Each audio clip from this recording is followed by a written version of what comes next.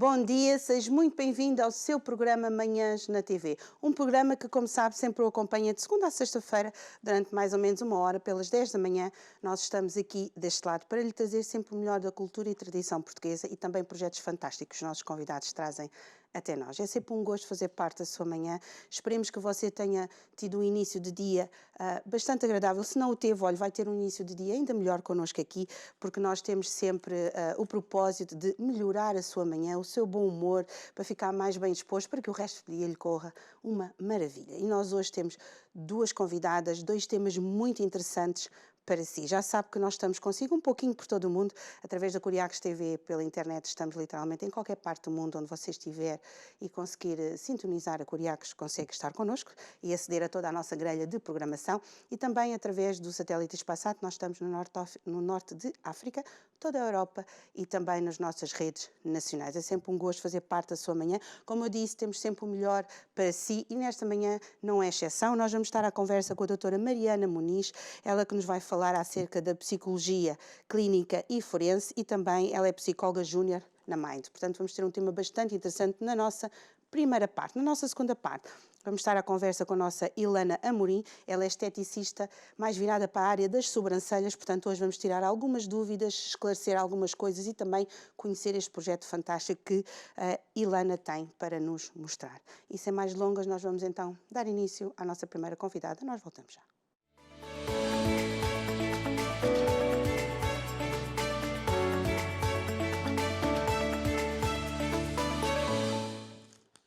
E nós já estamos de volta. Bom dia, doutora Mariana. Muito bom dia. Obrigada por estar aqui connosco. Ora, obrigada por convite.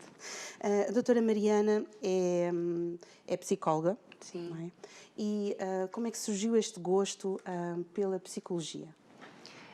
O gosto pela psicologia já surgiu muito cedo. Eu até, mesmo antes de ingressar no secundário, o meu interesse era, já sabia para onde é que eu ia, já sabia que ia para a psicologia, porque houve sempre muito interesse em saber porque é que as pessoas se comportam de determinadas maneiras.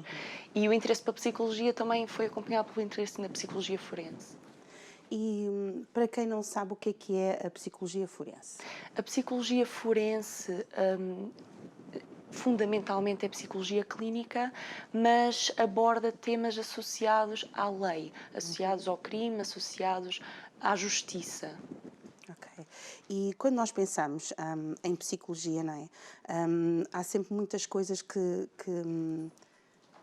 falam acerca do comportamento da pessoa, não é? E isso também é uma das coisas muito interessantes. Nós conseguimos perceber o porquê que as pessoas fazem e tomam certas atitudes, não é? Que às vezes a gente pergunta o porquê, não é? Mas sempre com a psicologia nós conseguimos sempre fazer. E como nós também gostamos sempre de trazer estes temas bastante interessantes para si, nós trazemos sempre estes temas de psicologia, principalmente este aqui da psicologia forense. Não é uma coisa que nós costumamos abordar muito, mas acho que vai ser muito interessante aqui com a doutora Mariana nós esclarecermos. E a doutora Mariana depois decidiu desde o início manter sempre esta parte da psicologia, não é? Portanto, foi sempre uma coisa que quis. E depois, quando conseguiu, não é? Quando fez a sua formação e tudo, como é que se sentiu? Senti-me reconhecida e senti que estava a começar um caminho para a minha autorrealização e que podia finalmente ajudar as pessoas da melhor forma que conseguia. Entretanto, conheceu a Mind? Sim. Como é que conheceu a Mind? Ora, o Dr. Mauro Paulino, que é o coordenador da nossa equipa, foi meu co-orientador de mestrado, da minha tese de mestrado, e, portanto, trabalhámos bem juntos nessa etapa e depois em negociações, no final do meu percurso académico, chegámos ao consenso que seria bom também trabalharmos no futuro juntos também. E para quem não conhece, a Mind faz exatamente o quê? A Mind é uma entidade que é composta por uma equipa excelente de psicólogos. Nós atuamos maioritariamente em psicologia clínica ou forense e depois dentro de cada uma dessas áreas há uma multiplicidade de áreas de intervenção e de avaliação que nós também oferecemos aos nossos clientes. e que abordam diversos temas e diversas problemáticas a nível do funcionamento psicológico. Quais são os temas que são mais, ou as áreas onde a psicologia atua mais hoje em dia? Normalmente, as pessoas vão procurar um psicólogo por um determinado problema, e isso depois é sempre muito variado, porque cada pessoa é uma pessoa diferente, não é? O tipo de intervenção mais frequente é a intervenção individual, portanto, é aquela intervenção que as pessoas pensam logo quando pensam em psicologia, mas não é o único tipo de serviço que nós disponibilizamos. Também temos intervenção a nível de terapia de casal e a nível de intervenção familiar, e também agora temos alguns tipos de intervenção que são mais recentes, mas que têm-se mostrado muito promissores, por exemplo, a terapia assistida com animais, ou a EMDR, que é a nível de tratamento de sintomatologia traumática e que tem-se mostrado também muito promissor. A doutora Mariana é psicóloga júnior. Sim. E a psicóloga júnior significa que o que é que nós conseguimos entender por psicóloga júnior? É mais fácil fazer a pergunta. Sim. A Ordem dos Psicólogos Portugueses exige que, antes de ser um membro efetivo, é necessário frequentar um ano digamos, estágio, que é um ano no qual nós vamos aprender o que é efetivamente o trabalho em campo, e é o ano de psicólogo júnior, é esse o nome do ano. E, portanto, é isso que significa. Fundamentalmente é o estágio. Sente que aquilo que esperava da psicologia é aquilo que é realmente? É, e é mais, porque é muito fácil, quando estamos a aprender, analisamos casos práticos, mas depois, quando estamos frente a frente com uma pessoa, com os seus próprios problemas, com as suas próprias histórias de vida, é uma experiência completamente diferente e muito enriquecedora também. Qual é as idades que a doutora Mariana gosta mais de atuar, digamos assim, com que idades? É muito diferente, também são áreas de intervenção que mudam muito consoante a idade das pessoas. Por exemplo, a intervenção com crianças é uma área que me interessa e normalmente com elas temos a ludoterapia, que é a intervenção a brincar. Depois temos os adolescentes, que já começa a ser uma fase muito transformadora, muito complexa e que também é interessante. E os adultos também. Portanto, eu tenho interesses diferentes, mas para mim igualmente enriquecedores. Geralmente quem recorre, por exemplo, na parte das crianças, os pais ou os tutores, os encarregados, não é, das crianças que recorrem, quando levam uma criança à psicologia, por norma, é porquê? Porque nós às vezes pensamos que, às vezes as crianças... muitas vezes quando nós temos alguma situação, não é, como pais e tudo, às vezes há coisas que nós dizemos, isto depois passa. Não é? E geralmente aquilo muitas vezes não passa e é passado para a adolescência, não é? Sim. E depois às vezes até para a fase adulta, quando as coisas não são tratadas a tempo, não é? Quando é que é necessário, ou quais são os requisitos, se é que podemos dizer assim, para que uma criança vá a um psicólogo ou deva recorrer a um psicólogo? Eu diria que todas as pessoas, uma vez na sua vida, pelo menos, deviam ir a um psicólogo. Nem que seja só para falar sobre coisas que não podem falar com outras pessoas. A nível das crianças, normalmente os pais também preocupam-se muito, não é? E muitas vezes é associado a questões de socialização, capacidade de criar relações com outras crianças, de amizade, de interação. Algumas crianças têm mais dificuldades do que outras, questões de ansiedade, que as crianças também têm. Portanto, depende muito, mas os pais estão preocupados e procuram nossa ajuda. Às vezes não é necessário haver uma intervenção muito longa, mas outras vezes, obviamente, que é. Como é que nós conseguimos perceber que uma criança tem ansiedade? Porque muitas vezes na adolescência acho que é um pouco mais fácil de perceber, e até na fase adulta, porque nós ouvimos falar muito isso. Mas não é muito comum ouvir-se falar na ansiedade nas crianças. As crianças ainda não desenvolveram as competências de comunicação que os adultos têm. E às vezes caímos no erro de tentar interpretar as crianças como interpretamos um adulto. Mas as crianças têm formas diferentes de se expressar. Uma criança que está frustrada, uma criança que está ansiosa, se calhar vai ter comportamentos de externalização, de raiva, de explosões de raiva, gritos, que nós interpretamos de forma se calhar incorreta. Se calhar às vezes achamos que estão mimadas ou que estão a fazer birra. Pois. E às vezes é isso que se traduz, mas outras vezes isso é uma expressão de algo mais, neste caso, por exemplo, a ansiedade. Ou seja, não podemos fazer uma leitura do comportamento das crianças como fazemos a leitura uns dos outros enquanto adultos. Muito interessante, porque às vezes as crianças passam por certas situações e nós às vezes pensamos que elas depois vão conseguir, ou depois mais para a frente vão perceber, mas nós como pais, não é? Temos que estar com muita atenção também na parte das crianças, principalmente nesta era que nós vivemos, que é uma era tão apressada, não é? Tão virada para as tecnologias, que eu acho que no fundo também acaba por impedir um pouco as crianças de socializarem, não é? Exato. Infelizmente temos visto que quanto mais cedo, cada vez mais cedo, as crianças recorrem às tecnologias. Elas não recorrem, os pais é que disponibilizam esse recurso muito mais cedo e às vezes competências relacionais, competências sociais que deviam ser desenvolvidas nessa altura, se calhar não são tão desenvolvidas se estiverem sempre coladas aos telemóveis ou às tablets. Às vezes os pais, quando as crianças estão a fazer birras ou quando as crianças precisam de entretenimento, dão-lhes as tablets. E isto é uma fonte distratora que não é propriamente boa e que se calhar está aqui a tirar alguma fonte de enriquecimento que podia ser diferente. Vocês também têm, que falou há pouco sobre a psicologia, não sei se foi bem assim que falou, com animais, não é? Como é que disse? É a terapia assistida com animais. Terapia assistida por animais, exatamente. Como é que isso funciona? Na Mind nós disponibilizamos com cães em específico, porque estudos têm revelado que a própria presença de um animal causa efeitos extraordinários no nosso bem-estar psicológico.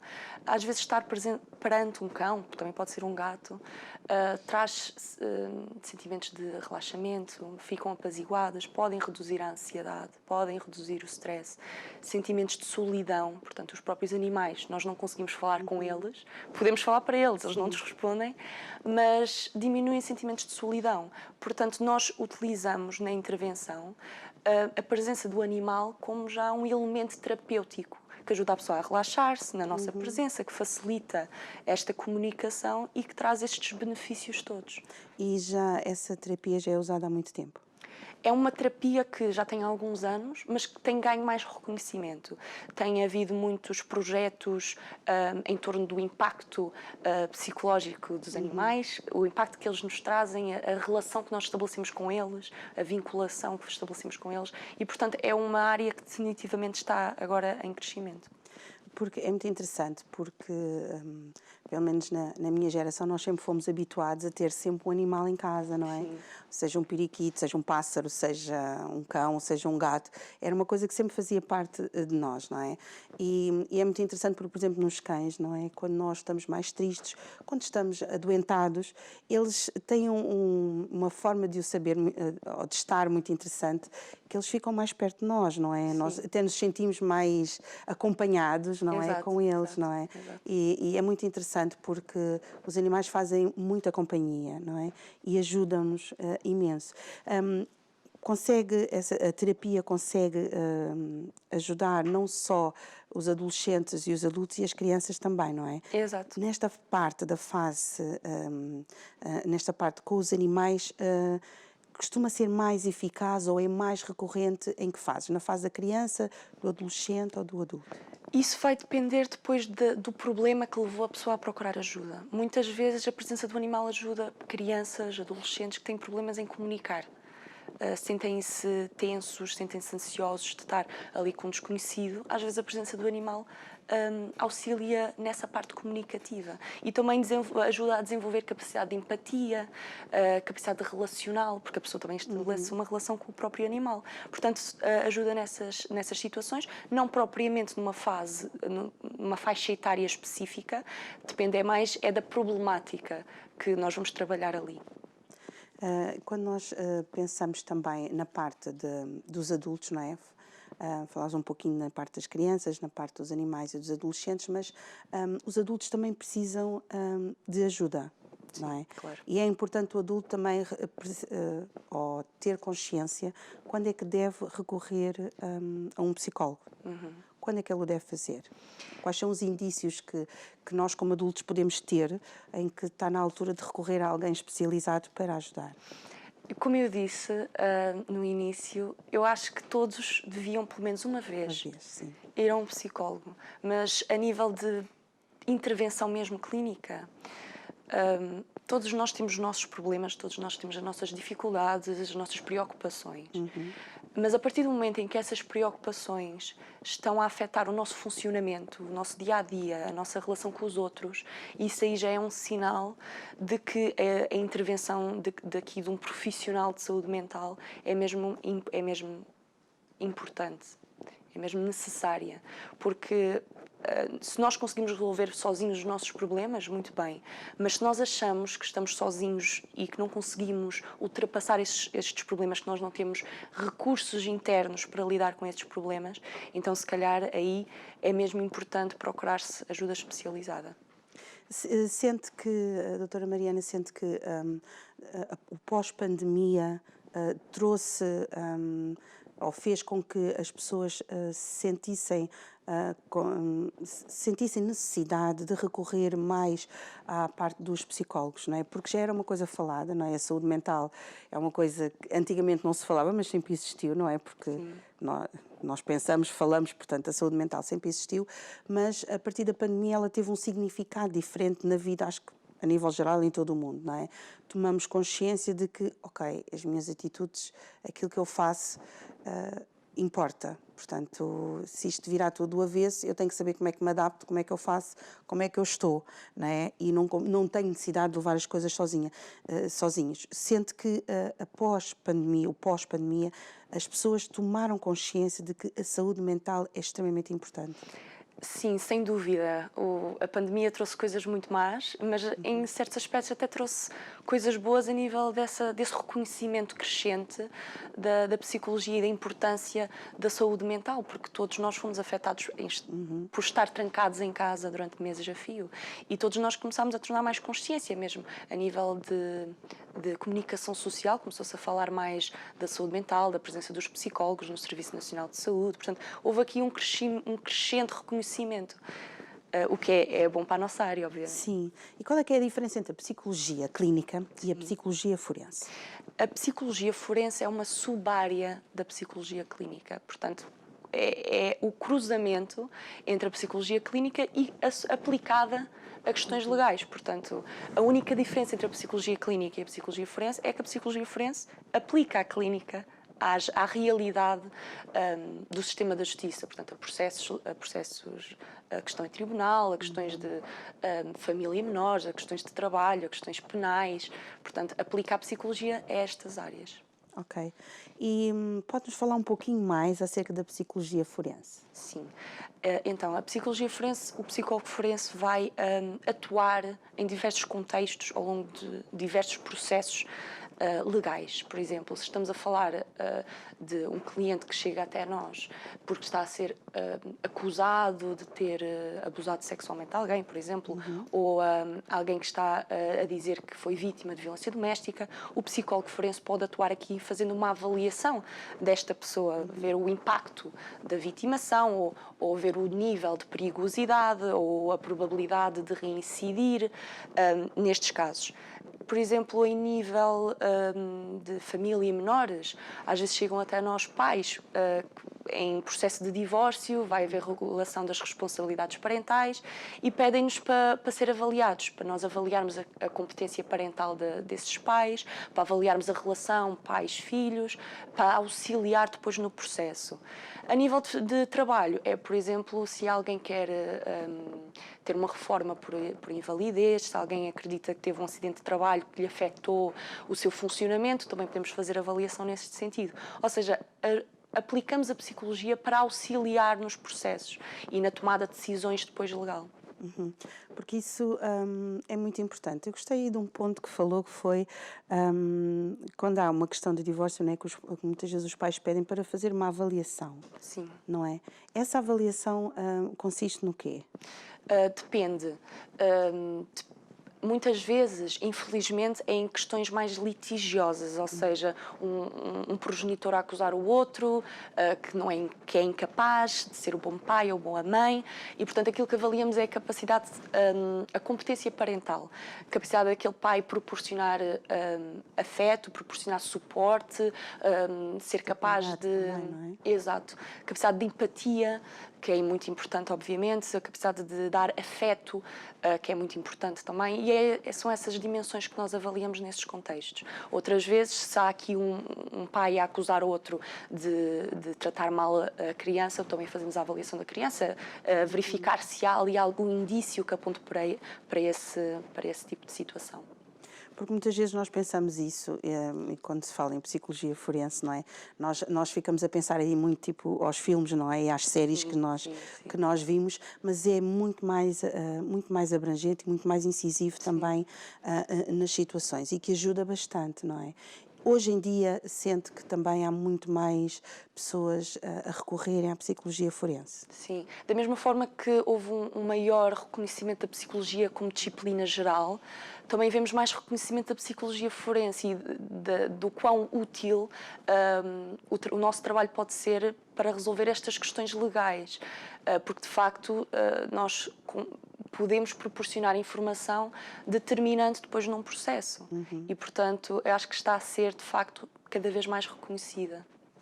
Portanto, nós devemos perceber que as coisas que se passam na nossa vida e à nossa volta não precisamos de as carregar sozinha, não é?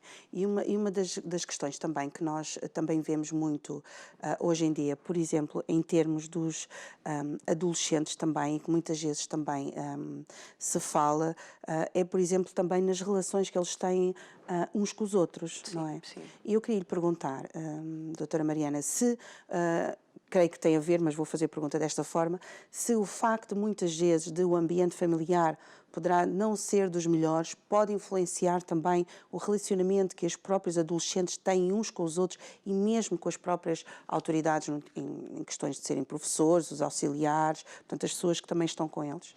Sim, sem dúvida. Os pais são os principais modelos sociais das crianças que depois crescem para ser adolescentes. As pessoas aprendem a agir e aprendem a interagir com os pais, porque são as pessoas com quem interagem todos os dias. Se os pais têm uma má relação uns com os outros, estão a ensinar às crianças que aquilo é normal, porque as crianças não sabem o que é normal, o que é que não é normal. As crianças aprendem aquilo que veem e, portanto, acabam por integrar isso no seu próprio comportamento. Portanto, se há problemas, conflitos relacionais na família, não necessariamente entre os progenitores, mas também entre os progenitores e os próprios filhos, isto vai ser tudo assimilado pelas crianças e depois na adolescência ainda mais, não é? Porque a adolescência é uma fase muito complexa, é uma fase muito intensa, vivida de forma intensa. E, portanto, tudo aquilo que era problemático na infância ainda vai se tornar mais problemático na adolescência e vai se tornar mais rígido. E quanto mais tarde for, mais difícil depois é intervencionar. Mas a nível relacional, sem dúvida, aquilo que as crianças aprendem na infância, observando os pais, é aquilo que elas próprias depois vão adotar como comportamentos mais tarde na vida. E por isso é que nós, por vezes, vemos certas situações, ou por outra, e tomamos conhecimento, muitas vezes, de certas situações que às vezes até nos deixam um pouco mais tristes, não é? Mas que tem tudo a ver com a forma como nós estamos. Portanto, tudo começa no lar, digamos assim, não é? Portanto, o nosso papel como pais é extremamente importante, não é? Quando nós temos os nossos filhos, temos que ter sempre muita atenção, não é? E também, pelo facto também de hoje os pais não terem o mesmo tempo, dependendo da profissão, claro, mas não têm a mesma disponibilidade de tempo que tinham antigamente, não é? Porque, por norma, um dos dois estaria em casa antigamente, ou um dos dois acompanhava mais a parte familiar, não é? Estaria mais presente. E hoje em dia não se passa muito isso, não é? Porque, por exemplo, quando é a questão das greves, não é? Nós, por exemplo, como pais, né, ficamos sempre muito aflitos porque nunca sabemos onde é que as crianças estão, ou se tiveram aulas, ou se não tiveram, onde é que elas andam, e acaba às vezes por nem sequer conseguirmos nesses momentos, ou quando é necessário falar das greves, porque me lembrei agora, mas noutra situação qualquer que seja necessária, muitas vezes nós não podemos faltar ao trabalho e teremos que, para prestar esse apoio à família, não é? Muitas vezes acabamos por ficar também assim um pouquinho a pensar onde é que as crianças estão, o que é que elas vão fazer, não é? Portanto, as bases com que nós ensinamos as nossas crianças em casa também é muito importante para quando nós não estamos com elas. Sim, exato. Não é só a questão da interação, como eu falei. Às vezes é mesmo o próprio ambiente no qual elas crescem. Um ambiente tenso, um ambiente tranquilizador. Será que as crianças veem nos pais uma fonte de suporte ou acham que os pais não estão disponíveis? Isto depois vai se repercutir na vida das crianças. Se as crianças sentem que os pais não estão lá em situações de ansiedade ou situações de necessidade, se calhar já não vão procurar quando forem adolescentes e necessitarem, porque sabem que ali não vão encontrar. E, portanto, o próprio ambiente vai ensinar às crianças como navegar na vida social mais tarde na vida. E vamos falar um pouquinho mais acerca da Mind. Sim. A Mind, ela faz coisas fantásticas e ela já está, digamos assim, no mercado há quanto tempo? Se eu não me engano, vai fazer agora 8 anos, portanto já há quase uma década. A equipa inicialmente era mais pequena, neste momento já somos 7 membros e, portanto, como é uma equipa multidisciplinar, depois intervimos em áreas diferentes. E onde é que vocês estão situados? Nós estamos situados no Parque das Nações, em Lisboa. Boa, estão muito bem situados. Quando nós pensamos ali na zona do Parque das Nações, vocês abrangem não só aquela área, mas qualquer pessoa que estiver lá convosco, certo? Sim, sem dúvida. Nós recolhemos pessoas de todo o país. Se vierem até nós, se entrarem em contacto connosco, fazemos intervenção presencial, não é? As consultas presenciais, mas também temos consultas à distância. E, portanto, isso permite que pessoas mesmo das ilhas possam ser acompanhadas por nós. Isso é muito bom. E também na fase da pandemia, o facto também de vocês estarem abertos, também de terem essa possibilidade do online, também ajudou as pessoas a manterem-se também mais ligados a vós. Sim, e permite também aqui garantir uma rotina, porque é fulcral num processo terapêutico que se mantenha a rotina, que não haja períodos muito longos sem acompanhamento. E esta modalidade à distância garante que haja essa rotina, que há essa estrutura. Quando nós falamos nesta parte de sermos acompanhados por um psicólogo, creio que já se desmistificou mais o conceito de que o psicólogo, porque antes havia havia algo que nós quando pensávamos no psicólogo, pá, não estou muito bem, passando assim a gíria assim, não estou muito bem da cabeça, então eu preciso de ir a um psicólogo. Mas não, um psicólogo é alguém que está lá, que tem uma formação que pode nos ajudar em qualquer área da nossa vida, não é? E quando nós temos várias, principalmente como a Mind, não é? Que tem vários serviços que pode disponibilizar, também é muito bom. Quais são os serviços em termos de psicologia, por exemplo, que também são mais recorrentes no Mind? A minha área é mais a forense, portanto, a minha é mais a nível forense, fazer perícias, fazer peritagens, mas a nível clínico temos a intervenção, como disse, a individual, a familiar, de casal, temos também a intervenção no luto, que é uma área muito específica e que aborda uma temática que toca a todos, não é? E também temos a nível de consulta de neuropsicologia e a questão da avaliação psicológica é, sem dúvida, central também. E se quisermos entrar em contato com a Mind para poder recorrer aos vossos serviços, como é que o podemos fazer? Podem contactar o website da Mind, que é mind.com.pt. Estão lá disponibilizados os nossos contactos telefónicos, por e-mail e a nossa morada também.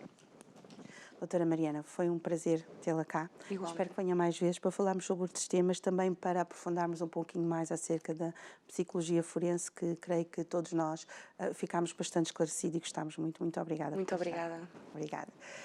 E espero que tenha gostado aqui da nossa primeira parte. Soubemos coisas bastante interessantes, falámos de coisas que fazem parte do nosso dia-a-dia e que eu acredito que também foi do seu agrado. E agora nós vamos então passar para a nossa segunda parte, onde nós vamos estar à conversa com a nossa Ilana Amorim, ela que é esteticista. Nós voltamos já.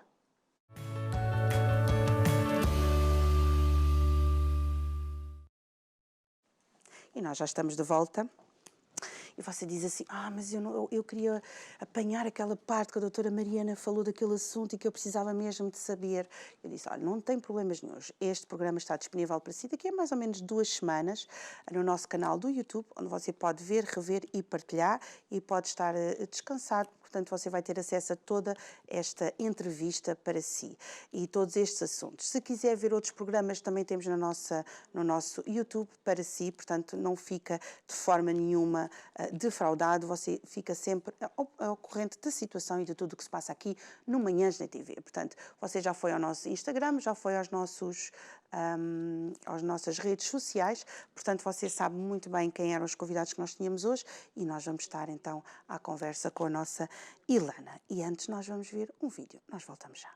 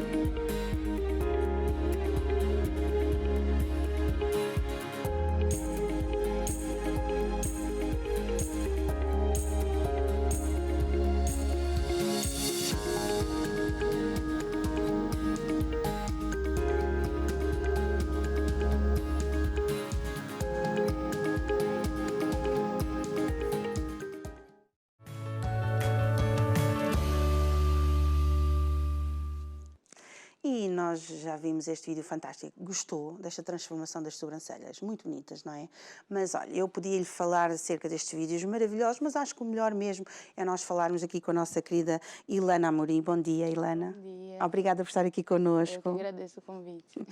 Ilana, vem do Brasil. Sim. Sou brasileira, vim do Nordeste do Brasil, Recife, Pernambuco, e vivo aqui cerca de 3 anos e meio. E o que é que está a achar de Portugal? Olha, aqui eu me sinto muito à vontade, fui muito bem recebida pelos portugueses, então aqui eu me sinto realmente em casa. Gostou de fazer esta transição porque é uma grande diferença, não é? O Brasil, embora falemos praticamente a mesma língua, mas as coisas são muito diferentes, os costumes são diferentes, as necessidades também são diferentes. Sim, eu acho que para todo mundo como imigrante, quando chega a gente sempre tem um pouco de choque de culturas, né, de hábitos, mas a minha adaptação foi bastante rápida também aqui. Já trabalha na estética há 6 anos? Há 6 anos. Sim. Como é que começou este gosto pela estética? Assim, desde muito pequena, eu lembro que eu tinha muito jeito para estética, então eu gostava de pegar muitas maquiagens da mãe, os verniz, pintar as unhas. E na adolescência, quando sempre tinha algum tipo de festa, alguma coisa, sempre as amigas iam para minha casa e eu era que fazia maquiagem em todo mundo, arranjava cabelo. Então, sempre tive um pouco voltado para essa área da estética. Assim. Quando estava no Brasil, já trabalhava na estética? Sim, na verdade, apesar de ter todo esse jeito para estética, foi algo que eu nunca vi assim, no começo como uma profissão, né? Que eu acho que a maioria dos problemas que a gente tem, eu acho que para quem trabalha na área, no começo não enxergar isso como uma profissão, enxergar mais como um hobby. Uhum. E por influência da minha mãe, que disse, Ilana, você tem muito jeito para estética, você tem que começar a fazer, foi quando eu comecei a me dedicar realmente a fazer formações e trabalhar realmente com isso. E gosta de trabalhar com a estética? Eu adoro, assim... Qual é a parte da estética que gosta mais? Eu já fiz diversos cursos na área da estética, mas as sobrancelhas realmente é o que eu resolvi me dedicar e me especializar. Gosto muito, trabalho com micropigmentação E a transformação de sobrancelhas para mim assim, é sensacional. Que foi isso que nós estivemos aqui a ver no vídeo. sim. Mas a Ilana tem o seu próprio espaço. Sim.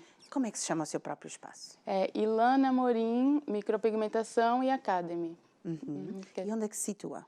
Situa em Mem Martins, Sintra. E em relação ao vídeo que nós estivemos a ver, o que é que nós podemos ver naquele vídeo? Nós vimos algumas diferenças. Sim. Os primeiros vídeos a gente mostrou diferenças na micropigmentação, o antes e depois. E os dois últimos os casos que eu mais gosto de fazer, que são pessoas que passaram por algum processo que perderam as sobrancelhas, né? Foram pessoas que passaram pela quimioterapia e são tipo assim de procedimento que eu mais gosto de fazer, porque realmente é uma transformação e é sempre muito emocionante. Então é muito... E o que é, para quem não sabe, não é? Para quem não conhece, embora seja uma coisa muito usual hoje em dia, mas o que é a micropigmentação?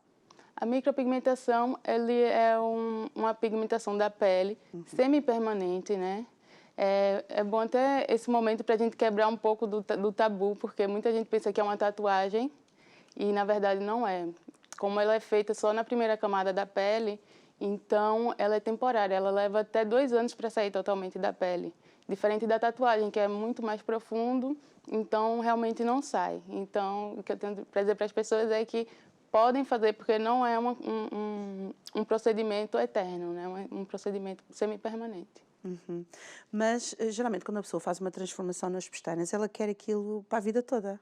Sim, não, tem algumas pessoas que sim, né? Mas o ideal é não fazer isso. Por quê? Porque as tendências mudam muito de ano em ano. Pode ser que hoje você diga, ah, não, eu amei essa sobrancelha. Pode ser que daqui a 4 anos já é outra tendência. Então, às vezes, naquele momento, você se sente adequado com aquela sobrancelha e futuramente não. Então, por isso, um procedimento semi-permanente, hoje em dia, é mais aconselhável para as pessoas. Qual é a diferença entre a micropigmentação e a nanoblending? E a nanoblending, sim, são, na verdade, técnicas diferentes de micropigmentação. Uma é feita com o dermógrafo, né, que é um efeito sombreado, que é a shadow, a gente faz aquele efeito sombreado. E a nanoblending são feitos fios, né. São para, na verdade, efeitos diferentes. Quem quer um aspecto mais de naturalidade, a nanoblending ela oferece para cobrir pequenas falhas, pequenas falhas de design, e é bem adequada para isso. Porque as sobrancelhas não são iguais para toda a gente, não é? Exato. Porque nós todos temos um formato de rosto diferente, não é? Sim. E muitas vezes aquilo que nós vemos em algumas pessoas, o formato dessa sobrancelha pode ser adequado para aquela pessoa, mas pode não ser adequado para nós. Como é que nós sabemos qual é o tipo de sobrancelha adequada para nós? Exato.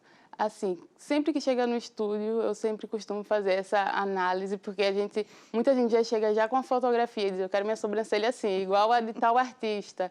E não é bem assim. Não significa que por uma sobrancelha ser bonita, que ela vai ficar bem em você. Então, a gente faz toda uma medição, né? A gente faz uma medida através do visagismo e faz o design mais adequado para o seu rosto, dentro da sua estrutura. E quando depois dessa parte, não é, acabamos, o visagismo não trata só, por exemplo, da zona aqui das sobrancelhas, não é? Acaba por tratar um pouco da nossa estrutura também, não é? Sim, sim. É porque a sobrancelha, como a gente fala, é a moldura do rosto, né? Então, ela fala muito sobre nós. Às vezes, a gente quer passar uma imagem e a nossa sobrancelha, às vezes, passa outra. Às vezes, a gente é uma pessoa muito alegre, muito entusiasmada, mas se você conhece a pessoa e ela está lá caladinha, quietinha, e a sobrancelha dela é assim, caidinha, você já olha e diz, ah, coitadinha, tão tristezinha, tão... então, ela diz muito sobre a gente, a estrutura da sobrancelha. Nossa cara fala, não é? Nossa cara fala. Então, a gente tem que sempre tentar adequar a nossa personalidade e também a nossa sobrancelha para passar a imagem que a gente deseja. adequar a nossa personalidade à nossa sobrancelha. Sim, sim. É extremamente importante. E também não só, também disse que fazia maquiagem, não é? Naquela parte a maquiagem também é extremamente importante. Sim, a maquiagem também é algo que é importante também, né, em questão de vaidade. Hoje em dia eu já não trabalho mais com maquiagem, mas o primeiro curso que eu fiz foi de maquiagem. E eu fiz vários trabalhos, e é uma área que também que eu gosto bastante, mas agora já também não estou trabalhando mais com... Mas, por exemplo, muitas vezes nós pensamos, e há pessoas que possam gostar ou não de estar maquiadas, não é? Sim. Mas muitas vezes quando nós temos, por exemplo, as nossas sobrancelhas definidas, não é? Dá logo uma outra estrutura, não é? Sim. Para quem não gosta e para quem não se sente muito à vontade, não é? Com a maquiagem, mas às vezes só o facto de nós termos as nossas sobrancelhas alinhadas como deve ser, não é? Feitas por um profissional. É, exatamente. Não faça, como a gente às vezes ouve, não é? Que tira assim, isto está tão Vai grande, tirar. não tenho tempo de ir, então vamos aqui ajustar, é só um bocadinho. E depois quando lá chegamos diz, estiveste a mexer, agora não posso fazer o que costumo fazer, tenho que fazer outra coisa diferente aqui para poder tapar. Então temos que ter sempre esse cuidado, não é? Que muitas vezes as mãos do não profissional prejudica. Exatamente.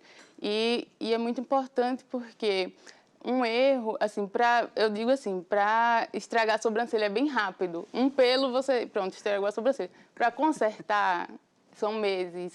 Sim. Então, já tive casos, assim, de clientes que tiraram com cera aqui o meio da sobrancelha, a sobrancelha ficou muito separada e foram cerca, assim, de 6 meses para conseguir realmente arranjar as sobrancelhas de volta. Então, não mexam nas sobrancelhas, tá, gente? Fica aí a dica.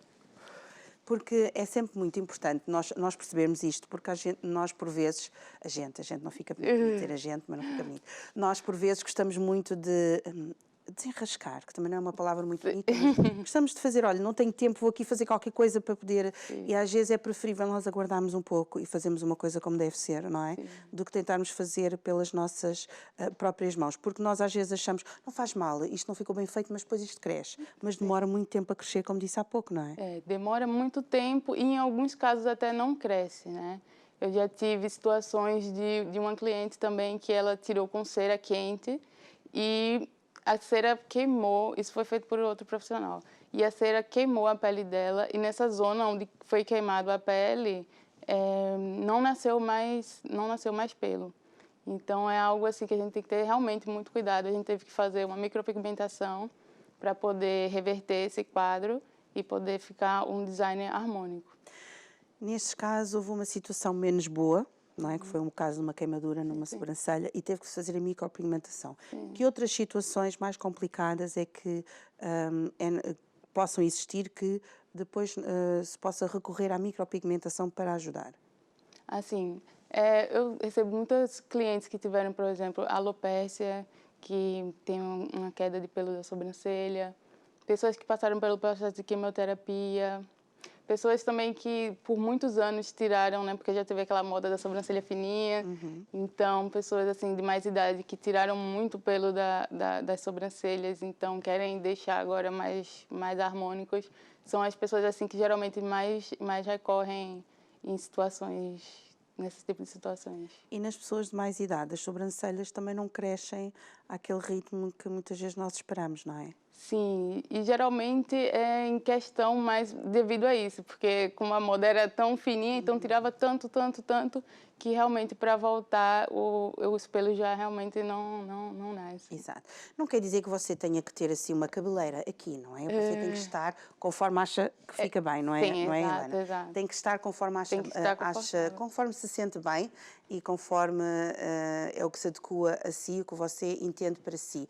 Mas recorra sempre a um profissional para fazer estas pequeninas coisas que fazem uma grande diferença na nossa forma de estar e mesmo durante todo o nosso dia, não é? Porque se nós soubermos que estamos bem, mesmo que não estejamos maquiadas, estamos lindas e maravilhosas, não é?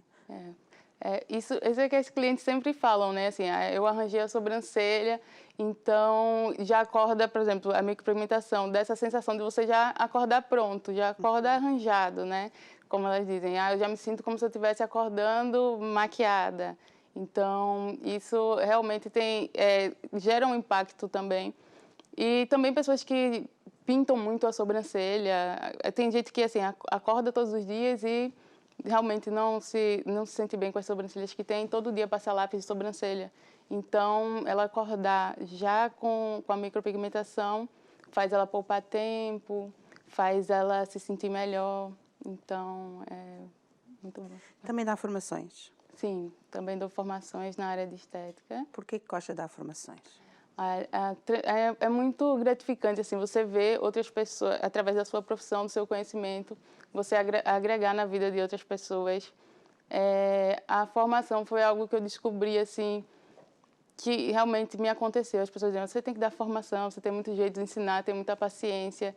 E é algo que realmente eu estou gostando muito de fazer e poder transmitir meu conhecimento para outras pessoas também. Então nós vamos ver um vídeo e nós voltamos já.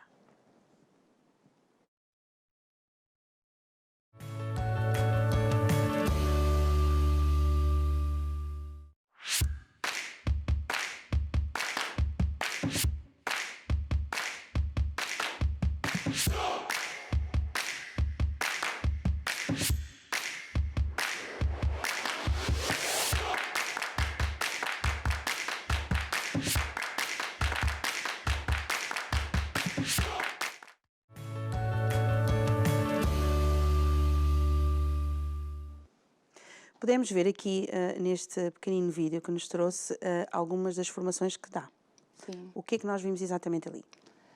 Aquele vídeo é sobre a formação de design de sobrancelha, né? Que é uma formação que a gente tem um curso completo que é de 3 em 1, que a gente ensina o design de sobrancelha, a aplicação de henna e a parte também do trading de sobrancelha, né? Que é aquele design de sobrancelha feito à linha. E aqui é muito procurado. Sim. Então, e também temos outros tipos de formação. Temos formação também de micropigmentação, né? A formação de micropigmentação, para você ser micropigmentador, primeiro você tem que passar por esse curso de design de sobrancelha, porque muita gente, às vezes, procura fazer o curso de micropigmentação, mas não sabe que antes você precisa ser design de sobrancelha. Então, a gente sempre oferece... Por que é preciso ser design de sobrancelhas primeiro? Primeiro porque você tem que entender muito bem de visagismo, de medidas da sobrancelha. Então, como é um procedimento bastante invasivo, o de micropigmentação, a gente não pode começar pela micropigmentação sem ter o design para não fazer, por exemplo, um desenho que não combine com o rosto da pessoa. E fazer aquela micropigmentação e ficar um processo assim de muito tempo na pessoa, e a pessoa não se sentir à vontade, se sentir triste. Então, isso acontece bastante. Tem gente que não faz a formação de design e faz a micropigmentação, que é errado, tá? Mas acaba tendo resultados não satisfatórios. E como a gente vê muito em Instagram, televisão, pessoas que isso afeta diretamente na vida de outras pessoas, na autoestima, às vezes fica com desenhos assim que são bizarros ou algo assim do tipo. Então é muito importante ser primeiro design de sobrancelha para ser micropigmentador depois. Quanto tempo é que duram estas formações? A formação de design de sobrancelha é de 8 horas por dia, são 2 dias de formação, totalizando 16 horas, e o de micropigmentação também.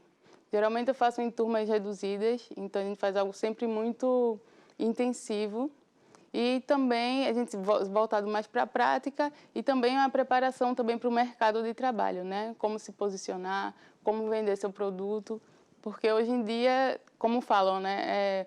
Tem gente que diz que o mercado está muito saturado, mas na verdade não. Quem é um bom profissional sempre vai ter trabalho, então sempre estudar bem, sempre ter um grau de conhecimento sempre acima dos outros, você sempre será destaque, sempre terá clientes. E tem crescido muito aqui em Portugal, a estética tem sido muito forte, então as formações estão sendo bastante procuradas também. E as formações você faz em qualquer altura do ano ou tem alturas específicas que faz as formações? Não, é durante todo o ano. Geralmente eu abro 2 turmas por mês e também faço formações individuais também.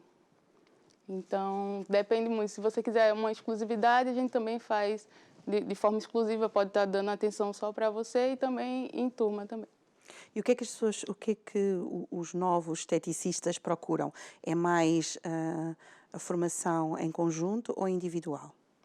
Olha, muita gente procura individual também. Porque muita gente, assim, depende do seu grau. Tem pessoas que precisam de uma atenção maior, né? Tem pessoas que necessitam de ter uma certa exclusividade, ter um pouco mais de dificuldade de aprender alguma coisa. Mas sempre, tanto em turma quanto individual, as pessoas saem bastante capacitadas. Porque eu sou aquela professora chata. Eu disse, tá errado, então eu pego sempre no pé para sair o melhor profissional possível.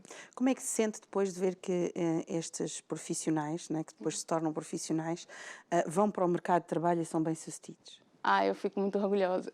Eu fico muito orgulhosa. É uma satisfação assim enorme.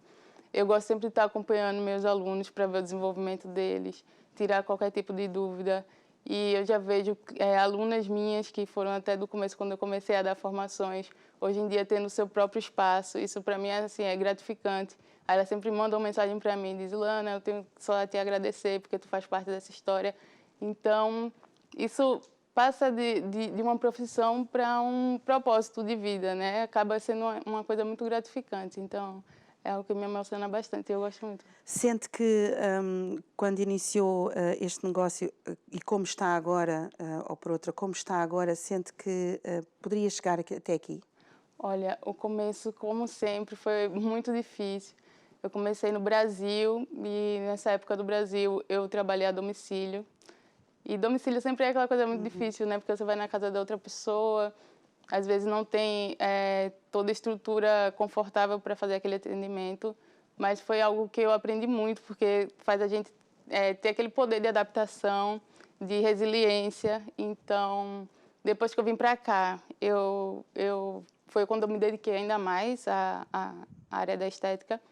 Trabalhei em uma loja de estética, mas quando começou a pandemia, eu estava com o contrato perto de acabar e, como a maioria das outras pessoas também, fui desligada. Foi quando despertou esse espírito empreendedor, né? Na verdade, fui obrigada, né? Na verdade, me vi na necessidade de empreender e comecei alugando, na verdade, uma cadeira dentro de um gabinete de estética. E hoje consegui montar a minha loja e também transformar, através da minha história, a vida de outras pessoas. Isso. Portanto, o começo, os pequeninos começos são sempre muito importantes. Sim, começo. É por isso que eu sempre digo para os meus alunos e para todo mundo que está a começar, respeitem o processo, respeitem os seus começos, porque não tentem começar de grande, porque às vezes a gente vê a pessoa em cima, não sabe tudo que ela passou lá embaixo, né? Às vezes a gente tem que se preparar no pequeno para chegar realmente no grande. Então, é um conselho que eu dou sempre para todos, é isso. Então vamos relembrar lá para casa, aonde é que podemos encontrar a Ilana? A morada é na Rua Fanares, Mem Martins, e número 8, na loja 4, dentro de uma galeria Butler.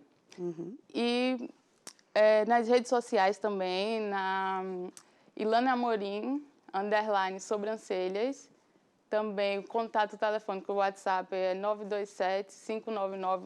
927-599-194. E também temos a página do Facebook, que é Ilana Amorim Sobrancelhas também. Ilana, foi um gosto conhecê-la. Foi muito bom. E espero que venha cá mais vezes para nós conversarmos um pouquinho mais, visto que o projeto está a crescer e que está a ter sucesso e que está a dar formações a outras pessoas. Isso é sempre muito bom quando nós passamos o conhecimento que nós temos para os outros, não é? Crescermos através dos outros é das coisas mais importantes e mais gratificantes que nós temos na nossa vida. Muito obrigada por ter vindo. Eu que agradeço. E espero que venha num próximo programa. Olha, eu já deixo aqui o meu autoconvite para me fazer um procedimento aqui com vocês, tá? Seria muito bom, seria muito bom. Não sou só eu, costumo estar eu e o Zé, não é? Mas o meu colega hoje está noutro projeto, mas eu e o Zé, portanto, eu acho que ele vai adorar a ideia. Vai adorar. Muito obrigada, Eu que Ilana. agradeço. E, como sempre, trouxemos sempre o melhor que nós temos para si, e hoje nós tivemos uma conversa muito interessante com a nossa querida doutora Mariana Muniz acerca da Mind, psicologia clínica e forense, e também terminámos aqui com a nossa Ilana Amorim, que ela é esteticista na área das sobrancelhas. Portanto, um programa onde nós trazemos sempre o melhor que nós temos para si, que nós sabemos que é do seu agrado. Queremos que você continue o resto de um dia muito bom, que você continue animado e feliz com a vida, e se quiser saber quem são os nossos próximos convidados, quais são os temas que nós vamos abordar nas nossas redes sociais, poderá fazê-lo. Nós contamos consigo no próximo programa. Um beijinho muito grande. Até lá.